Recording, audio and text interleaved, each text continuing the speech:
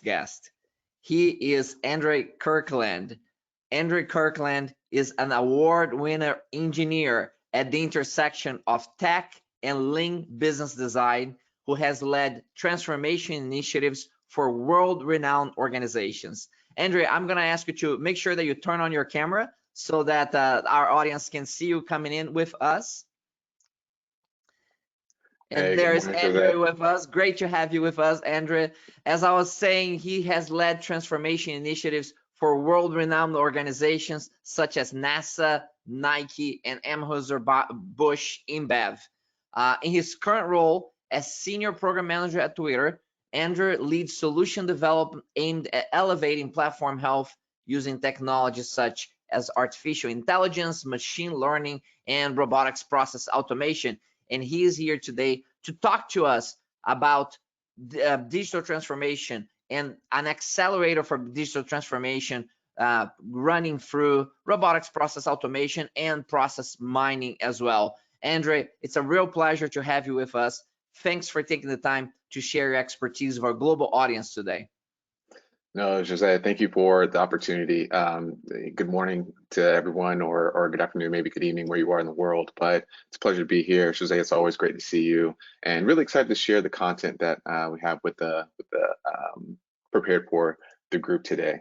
So Jose, if you don't mind, I'll go ahead and present, start showing. Okay. So I trust everyone can see the presentation deck here. What I plan for you all today is really the discussion around process mining and how it can be used as a digital transformation accelerator, right? How we can get those transformation initiatives identified, evaluated, and really processed and deployed as soon as possible. I do have some different, we'll say, methods that have been historically used, and kind of how that compares to process mining, or how process mining complements those different methods. So without further ado, let's go ahead and hop into the content. For the journey standpoint, really we're going to go into an overview of process mining. I think this is one of the points where the day one presenters have an advantage over day two and day three, where for you all who have been engaged with the different presentations, you all have had this discussion multiple times now in terms of what is process mining. But for those who may be joining us for the first time, or who are still working on gathering that understanding, we'll touch on that for you. Then we'll talk about setting the foundation. Excuse me. Process mining, again, deals with process, right? Not too new. It's very intuitive there, but really want to understand what are the current ways of working. How can we use that insights gained from process mining to uncover those gaps and pain points, understand variances within processes, or our team members are carrying out different processes. So what's that foundation, right? Then we'll talk about that transformation roadmap, right? We do have that process mining, those activities as an accelerator to get those insights, to get those that data as soon as possible, to then build intelligent strategic plans and intelligent allocation of our investment resources, right? So that's what I have planned for you today. Now, before we get into kind of the meat and the potatoes of the discussion, I really like to introduce this concept of intelligent automation versus automating intelligently. Right? When we look at process mining as it relates to digital transformation, I'm not sure if you all attended the previous discussion, but robotic process automation was brought up, right? We go through these different activities of process mining to identify ways we can automate processes to make processes more efficient, more effective, less variance, higher quality, all the things, right? So intelligent automation really is focused on using technology to automate those processes and those repeatable workflows. But that's not the same as automating intelligently, right? When we talk about automating intelligently, it's what information, what data are we using to define the process, to understand what we need to automate, how should we automate, what process changes should we make to optimize a process before automating, right? And that's where process mining and as it relates to process discovery really shines, because it allows us to see those different variances in the process. Okay, so I like to say that's the difference that makes a difference. That can really make or break the success of a transformation initiative. So as you all go out into your organizations and talk about digital transformation, just understand or remember that intelligent automation versus automating intelligent discussion. So getting into it, process mining. This is really the way we can define objectively what we should prioritize and what should be deprioritized. Right? We're talking about data-driven insights, analytical methods to really uncover and understand what our current ways of working are. Right? What are the business operations that are carried out through a series of processes or workflows, right? And then how are we performing against those workflows and those processes? Are our team members carrying out a standardized process? Do we have variances within how they go from step A to step B all the way to step Z, right? Those are the types of insights that will help uncover pain points, gaps, issues, quality errors, etc., within our processes. And that's really the heart of process mining and the value, right? Take and click down into that, right?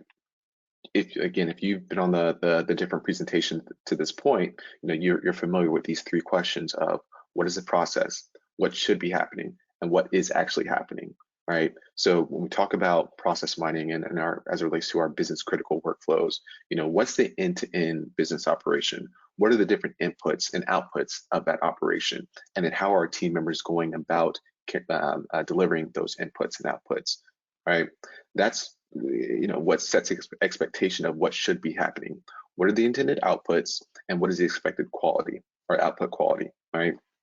Once we look at that and ask those questions, then we can now set the foundation for, once we layer on process mining, compare that to what is actually happening, right? What's the process, what should be happening, what is actually happening based off of insights that we gain from process mining activities, okay?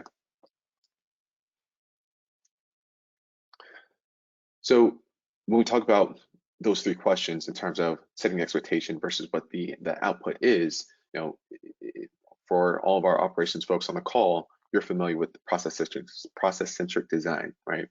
Driving that process alignment, kind of understanding our current ways of working, especially as it relates to cross-functional silos. What is the end-to-end process? How do these team members work together? What is the expected, again, output and quality that is needed to prevent downstream issues and downstream variances, right? That leads us to the gaps and pain points. How can we uncover issues and improvement opportunities given the current operational landscape? One of the extreme value adds of process mining is that we can rapidly identify those variances, right? Because obviously variance affects quality, affects experiences, whether it's customer service or product performance. These variances tie to gaps and pain points. We go through the exercise of separating out root causes versus symptoms. How do these variances within our process, are they a symptom of a process variance, or are they the root cause of downstream impacts, right? So these are all the questions that we can get from process mining and setting that foundation of understanding what should be happening versus what is actually happening, right? And then that segues right into, as you all are probably already familiar, the process optimization piece, right? Once we have those gaps and pain points identified, once we know where the opportunities lie, now we can start building out that transformation roadmap in terms of getting to that transformed future state optimized design, right? All in the name of delivering value to the business, to our customers, and to our stakeholders, okay? So again, you're probably all familiar with process alignment, gaps, pain points, and process optimization, and then feeding that into some historical ways we've carried out that workflow, right? What are different ways we've kind of driven that process alignment, understood the gaps and pain points, and uncovered kind of what the impact of those gaps and pain points are, right? So as a Lean Six Sigma black belt, myself, I have used 5Y, Kaizen events, shadowing sessions, functional interviews, all the different tools that are in the toolbox of a Six Sigma professional, continuous improvement professional. And I can tell you firsthand that they are time intensive and resource expensive, right?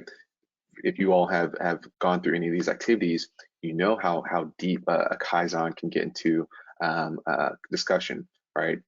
I just led one just a couple of weeks ago, week long, and I will tell you the hardest part of any Kaizen event is really getting that current state, right? getting what the feedback is and understanding of the current state from the different stakeholders and team members who are carrying out the process, who are stakeholders of the process, getting that mutual understanding of what's happening today. By far and large, that's the hardest part of the event, right? What process mining allows us to do is capture that current state objectively, right?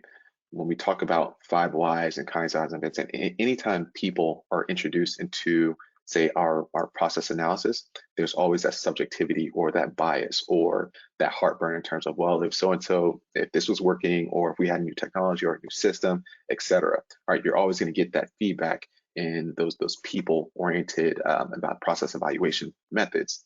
However, process mining helps us or complements these different methods because it provides an objective way of gathering that data, objective insights, because the proof is in the pudding, right? It allows us to see the different variances. Then we can go and ask, hey, well, using the 5 why do we have this number of variances in the process, right? You get an answer, you ask 5 why several other times until you get to that root cause, right?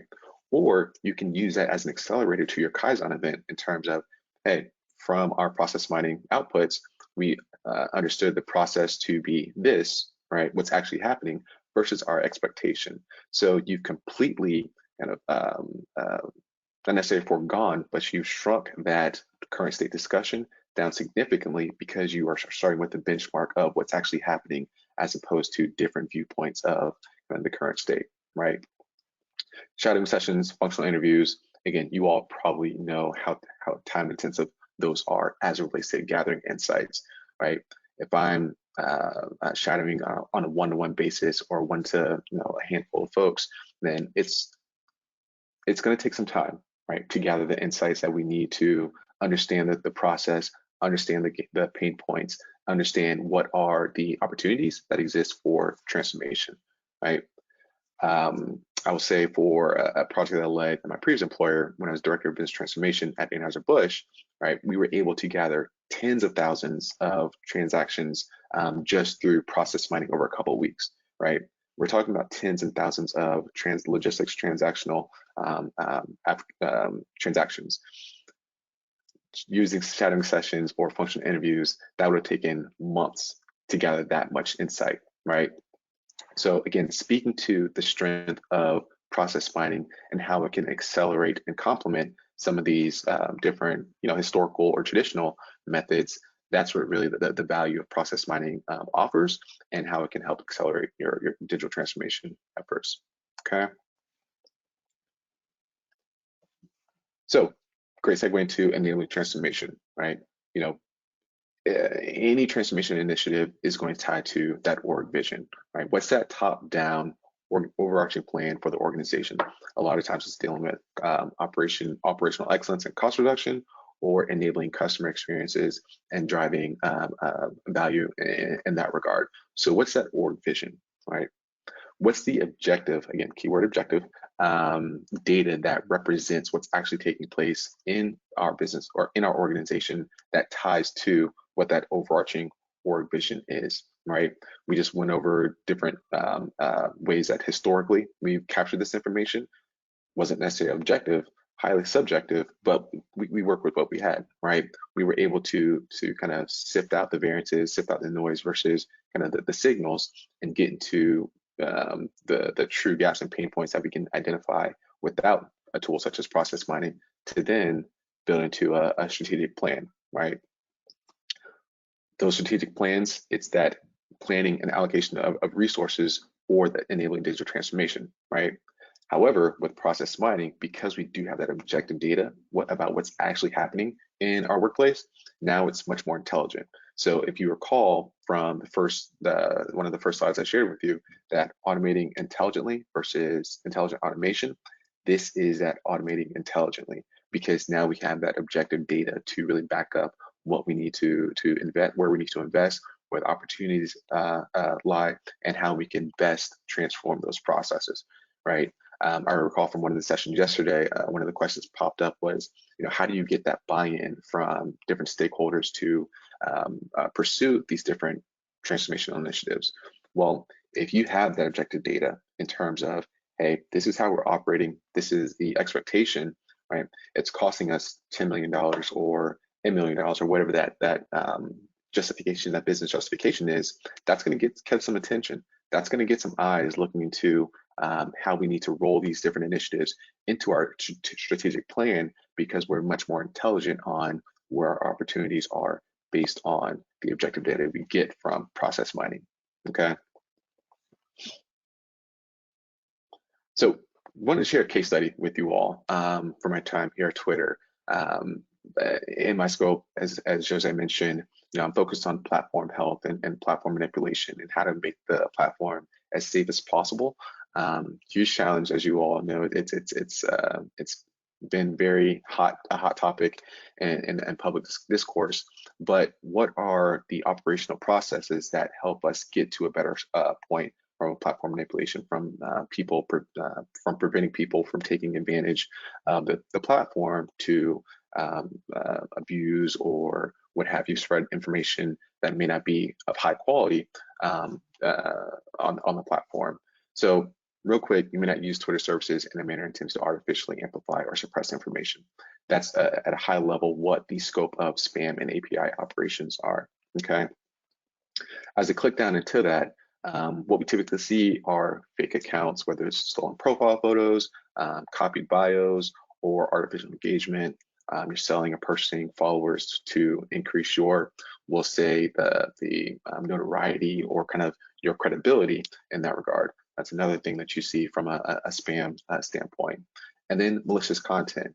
Again, misleading or deceptive links, phishing campaigns, things that are used to take advantage of our users and really threaten their internet and social well-being, right? So these are things that I deal with on a day-to-day basis and that I'm looking to tackle, right? So in this space, it's how can I use process mining? How can I use these next level tools to then elevate platform health and protect our users and their safety and their social well-being, right? As a quick example, cryptocurrency spam. This is something that, if you're familiar with cryptocurrency, it's taken off, hot topic in public again conversation now. So there is a propensity for bad actors or adversarial users to try to take advantage of other users, right? So 3 metrics that we really focus on is spam prevalence, false positive rates, and case review rate. Now you're saying, well, how does process mining kind of tie into spam and online operations? Well, what we can see is how are our agents who are reviewing this type of content and actioning on this type of content, what are they doing to check, right? Or is one user going from another tool, or using one tool going to another, a secondary tool, or are they is a user agent really focused and sitting in one specific tool, right? Because that's what process mining is. It's the logs from the different platforms that we use internally to carry out the different processes. So, and we can see kind of the clicks and the events that are taking place in terms of researching to come to a decision on whether or not how to action against a specific account or specific case as it relates to these 3 metrics. Okay. So again, that's a quick example. Looks like I'm moving pretty quickly here in terms of the time, but what we can do is hop into some questions. Jose, I'll pass it over to you for some sort of Q&A. Outstanding, Andrae, and I will ask the audience to continue to submit your questions as we carry on the conversation here with Andrae. Andrae, I'm gonna ask you to stop showing. Yeah, there we go. Stop sharing your screen so I can bring my camera back. And that's terrific. One of the questions and commentary that came up. First of all, thank you for the presentation. Great insights. There's a comment made earlier when you're talking about kind of Kaizen in the context of process mining, and very valuable, because although it's fundamental to a large extent, when we start talking about process mining and digital transformation, sometimes it's easy to divorce ourselves from the reality of the business, and which means that you often need to get people in the room to have these discussions still about how we're going to do certain processes, how we're going to design things. And when we talk about Kaizen, you made a comment that although Kaizen is meant to be, rapid continuous improvement, and people think of it as small effort, in reality, there's quite a bit of effort to do a good Kaizen. Absolutely. And, Absolutely. And people appreciated the comment you made there. It's a comment based on experience. Yeah, no, and that's a challenge that I'm dealing with right now. I'm preparing for a Kaizen event next week, and there's a lot of pre-work that goes into these events.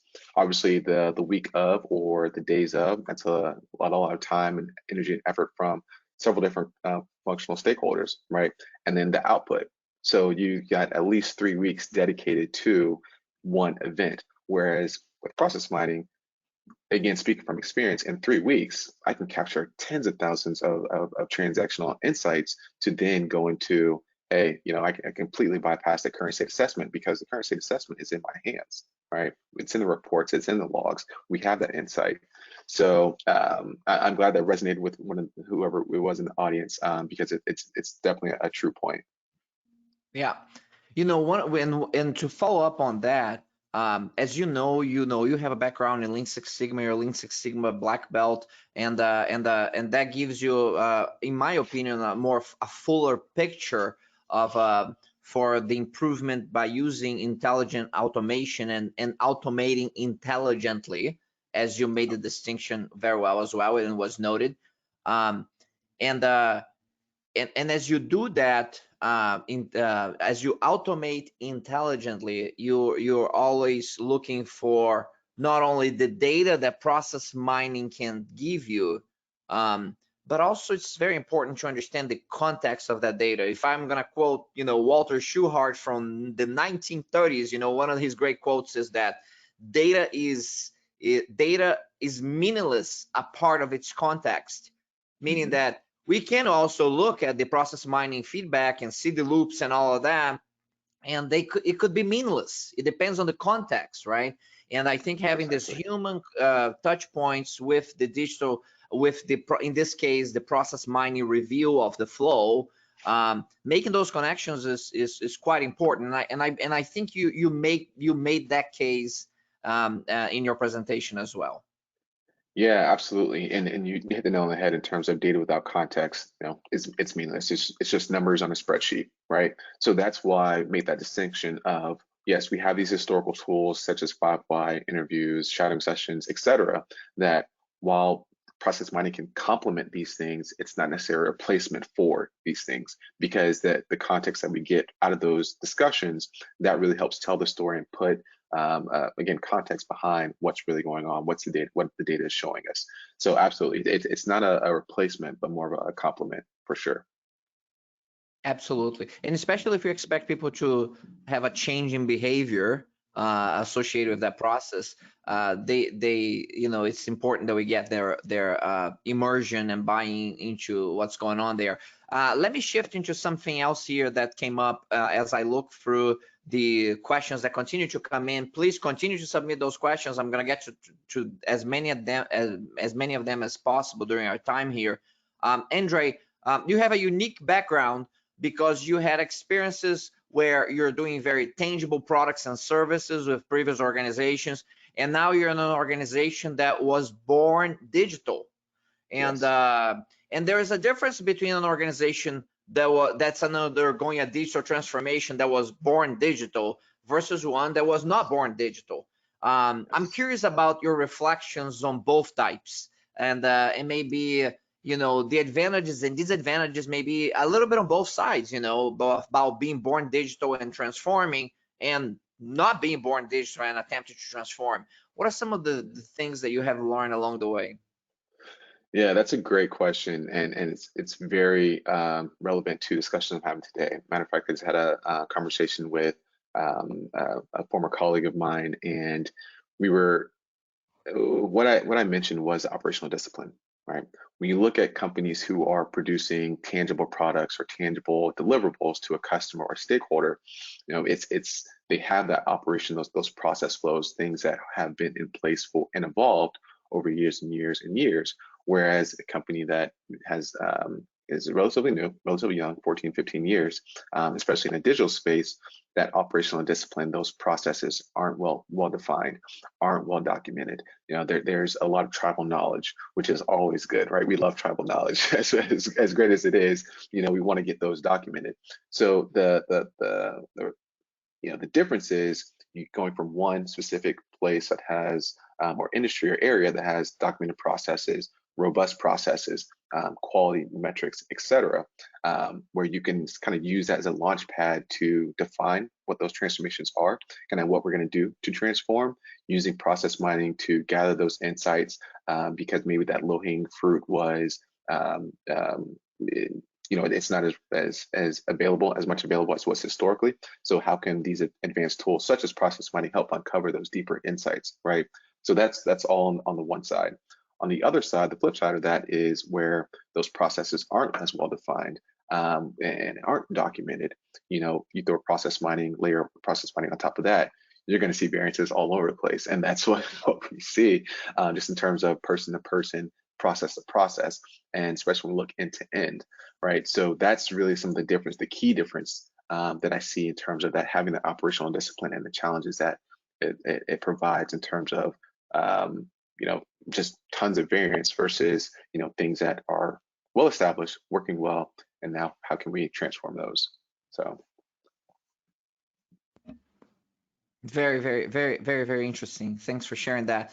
Now you are in a platform now, and this platform has very sophisticated algorithms that are running all the time, and then there are some user interventions as well. I'm curious about how do you overlay, or is there any level of overlay between what you're doing as a not as a user, well, perhaps as a user potentially, but I'm thinking more as an administrator for the platform, or and along with the algorithms that are taking place, and maybe assuming some applications of artificial intelligence, and then there is process mining here. Is there any sort of interaction of process mining with this other areas of AI and real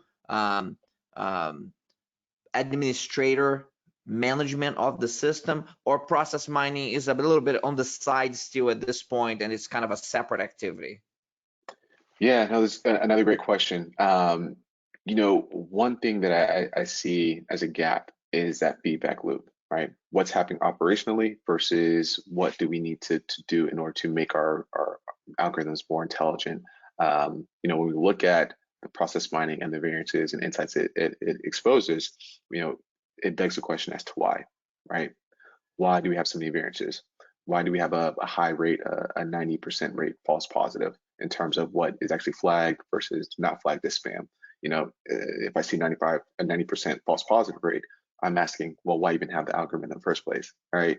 And so that's what the insights and questions that, because we have these process level insights, we can ask those more intelligent questions and more targeted questions versus going into the different interviews. Like I said, the Kaizen event for next week that I'm hosting next week, those are much more broad-based questions versus with process mining layer on top of that. Again, much targeted, much more to the point, and then we can now feed those back to the product teams and engineering teams who are developing these models to make them more efficient. So very complementary and not siloed in that regard. And did that answer your question? Yeah, absolutely. So it seems that there's still some room there to start merging those two, Absolutely. those applications. That's Yes. that's that's what I took from it, which makes sense. I think that it's still a bit of an emerging technology, and you have some things in place already from the perspective of your algorithms that you have to pick your battles to make sure that's the right battle to fight, and the right technology for that, for what you need. And in that respect, one of the questions that came up, it was, why would Twitter use process mining at all? Because you may not need it. It's maybe you have a lot of automated processes already, and maybe there isn't a whole lot of value from process mining. Is there? Yeah, so that's one of the assumptions that I came into Twitter with as well. You know, you look at the global scale of the organization, you look at the reputation, the advanced models, um, but you don't really think about the processes behind them, right? You don't think about how manual these reviews are happening, you know, with a backlog of hundreds of thousands of cases and a one-on-one review process, right? And using the different tools to review these different cases. You know, again, that's when I brought it from the case study, is what are the different, how are the team members using these different tools? What are they clicking? What are they researching to make that decision? From there, what's the we'll say the action rate and disposition rate, because once we get that insight, then that ties back to robotic process automation, because we're actioning and we're doing these different activities, and we can see that standardized process that elicits the best result, then is that something we can automate? If yes, perfect. If not, then how can we transform or build more intelligent models, getting back to that feedback loop I was mentioning, to complement what we see on a one-to-one review basis. So that's the high level, without getting into the details about how process mining can definitely fit within the work that I do specifically within Twitter.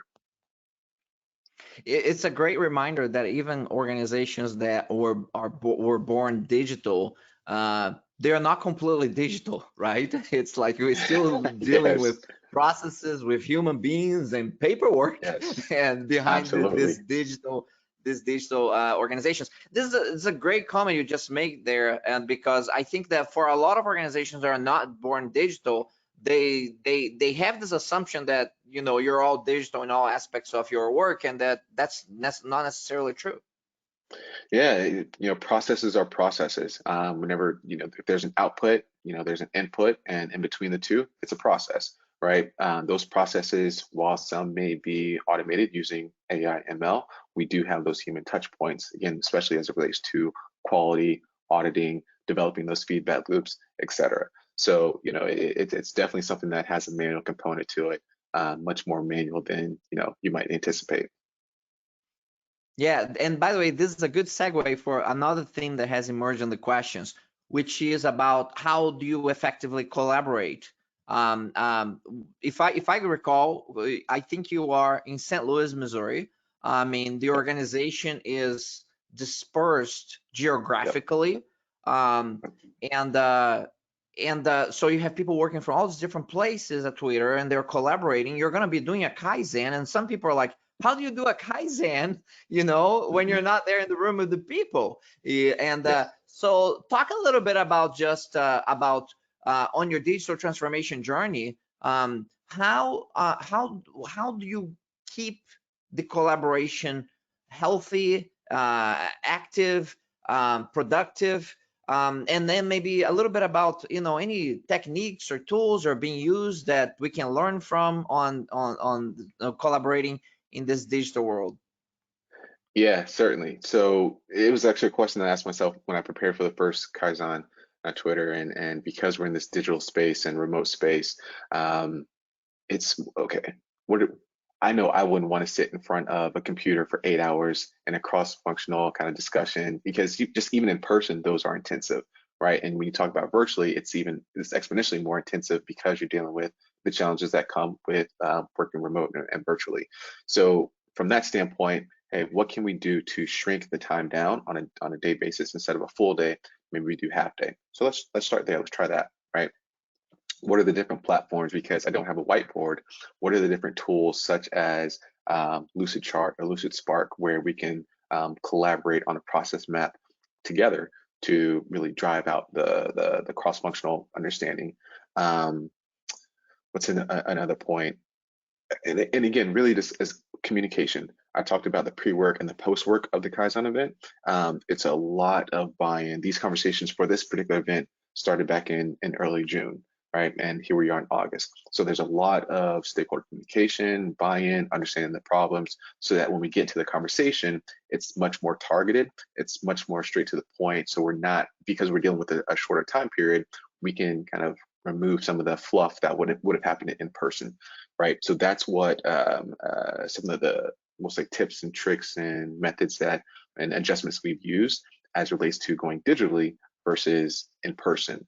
The time constraint in terms of different time zones, that's something that somebody's going to win, somebody's going to lose, just because there's no perfect time when you're dealing with someone based in San Francisco, New York, China, India. So there's all these different time zones we have to balance. And unfortunately, it's just, you can pick the best to work for the larger group.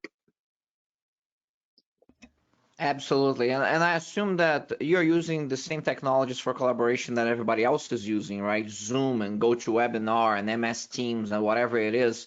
Is there anything different in terms of that approach, or are you using what everybody else is using? Yeah, internally here at Twitter, we use Google Meets, but that's take your pick, Zoom, Microsoft Teams, etc. It's going to be the same, options or same features, just in terms of collaborating visually.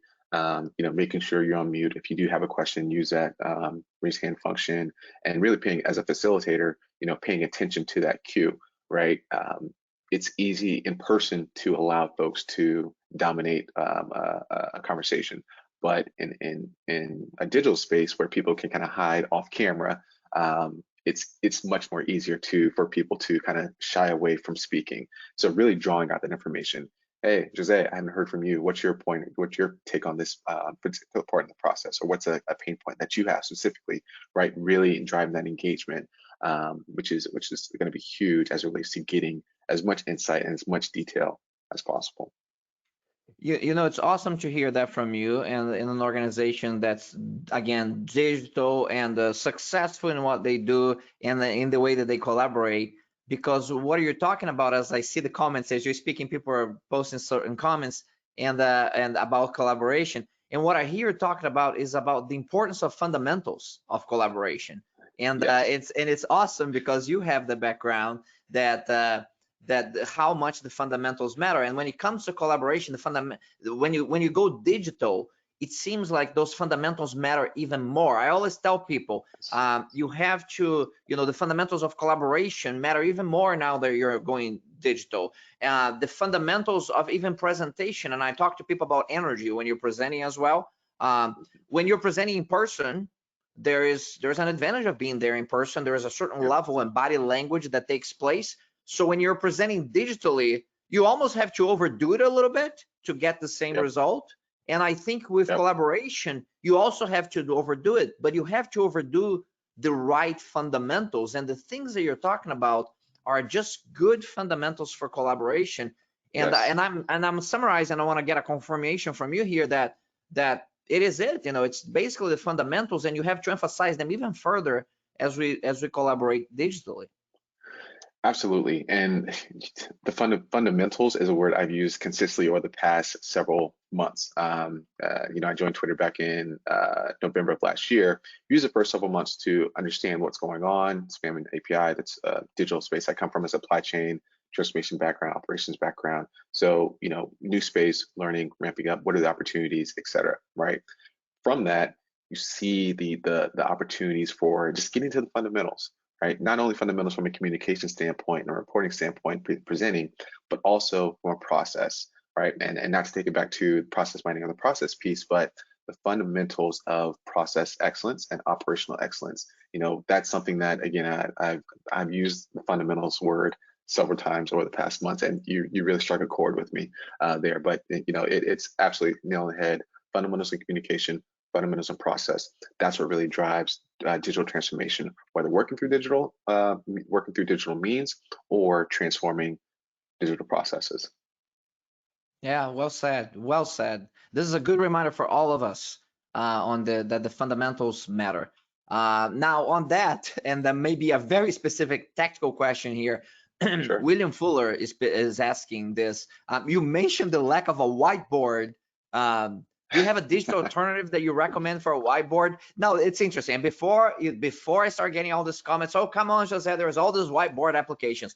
People, I know, but it's like there's not a very good integration of a whiteboard application that I've seen. Let me put it this way: to make a Kaizen activity or seamless, it's still a little bit clunky. And so we know that there are whiteboard applications there. What I'm getting to here, and I'm sure what William Fuller is getting to here, is that there's something that's integrated in a little better way that's more seamless, because right now it feels a little clunky, most of these whiteboard applications. Yeah, the one that I've gravitated towards is Lucid Spark and Lucid Chart. Just based on how we can have what we call the infinite canvas, and so I can just kind of go and scroll and write and draw, etc., in real time. But I completely agree. It is clunky. There's nothing that I've seen can replace being in the room, having the whiteboard, being able to quickly walk over to the back or the parking lot for my notes, quickly jump back over to the process, and then get into the root causes. That's just something that, again, as we move to the digital collaboration piece, it's an unfortunate casualty in terms of working digitally and collaborating digitally, which is unfortunate because, again, when we talk about Kaizen events, talk about the intensity of time and resources, those moments matter. Getting to where you want to go quickly matters. So Lucid Spark, Lucid Chart, those are two that I would suggest checking out because they're complementary. One's a process mapping tool, one is just kind of a design thinking whiteboard tool. Very good. One other question, shifting gears Sure. to the strategic and maybe a little bit of tactical here as well. On your digital transformation journey, I mean, forget about the whole company, just the area that you're looking at. You're looking for platform safety and health. And if you look at your area, how do you optimize, not optimize, how do you prioritize what you're going to work on? And there's so many opportunities, so many different things you can go after. And I'm following up on the question here from someone else who mentioned this. A number of people mentioned this. How do you understand the difference between kind of this global optimization and local optimization that can happen, adopt an enterprise view versus a department or business unit focus? I mean, there's so much to take into account. Yeah. How do you go about prioritizing the strategic and perhaps the tactical that creates a lot of value? Yeah. Give us some thinking on how do you go from the trivial many to the critical few on the things that you're Yeah. going to work on. Yeah. So getting back to one of the slides, it's what is the kind of top-down priority, right? What is the organizational strategy and priorities, right? Start there first and foremost, because whatever work we're doing should tie to those initiatives and those goals, right? From there, it's asking the questions based off of whether it's process mining or other methods in terms of, hey, what are we tracking? What are our metrics? How are we performing against those metrics? What are the processes that drive those metrics? Right? Are we measuring what we should be measuring? What aren't we measuring that we should be measuring? And are we working on working on the right metrics? Right? That those conversations have really been what I've used to drive the strategic plan that I've developed for my specific department over the next short term or immediate term over the next 4 months to close out 2021 in the 1 year plan for 2022, and then building the roadmap for a 3 year plan, jumping out to 2024. So those are the types of, again, what is it that the business is prioritizing, right? How does our work relate to driving or enabling or building on those priorities? Okay. What are our metrics? How are we performing against those metrics? Are these the metrics that we should be monitoring? What are we missing that we should be performing against? And then how do we use that to, again, build that roadmap? From that standpoint, again, what are the insights needed to answer those questions? Process mining, Kaizen, 5Y, interviews, shadow, etc. All the different methods, right? So Excellent.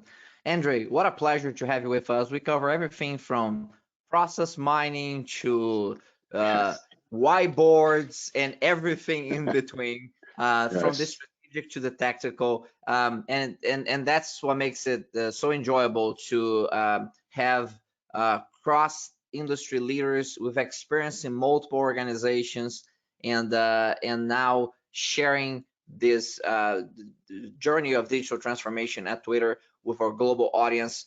Thank you so much for taking the time to share your expertise. On behalf of our global audience, I can say that we're very grateful for your insights and your time today.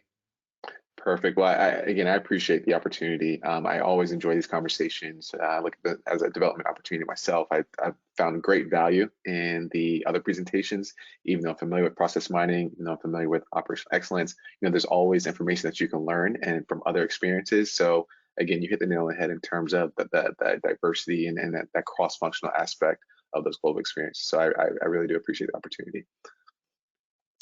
Thank you, Andrae, very much. Thank you. It was a real pleasure to have you with us. Ladies and gentlemen, that was Andrae Kirkland with us. He is a senior program manager at Twitter under Platform Health Operations. Wonderful to have him here with us. Now, we are going to be taking a break, and we're going to be moving to our next session at the top of the hour. And we are going to be welcoming a artificial intelligence leader directly from the city of Toronto in Canada, and that is Bill Wong. Bill Wong is going to be with us.